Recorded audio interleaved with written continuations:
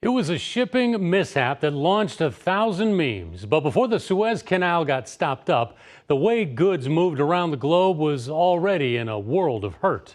And a container shortage has proved painful for a local shipping giant that's sending ag products grown right here to markets overseas. Yeah, KETV News Watch 7's David Earl digs deeper into the disruption tonight.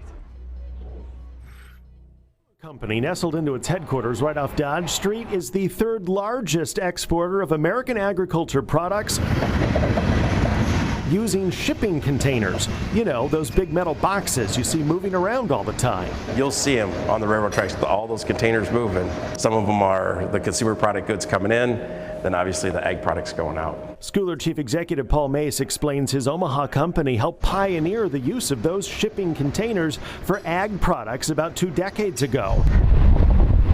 They were already coming into the country filled with TVs, refrigerators, and clothes. Might as well fill them up for the return trip, too. One big one here for that we concentrate on at Schooler is soybeans, but soybeans for human grade, so for the tempeh or tofu markets. It's a market suited perfectly to a container size instead of filling up a whole ship.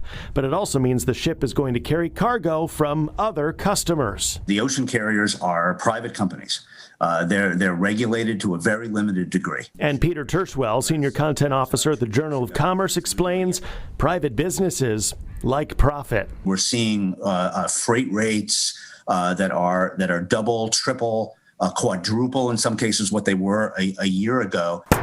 That's driving some shippers to speed containers like this one back to Asia to meet the demands of U.S. consumers. They don't want to wait around for U.S. agricultural products, which don't command as high of prices. Shipping containers get an average of 4 to 5 uses a year. So, with the system slowed, will manufacturers make more?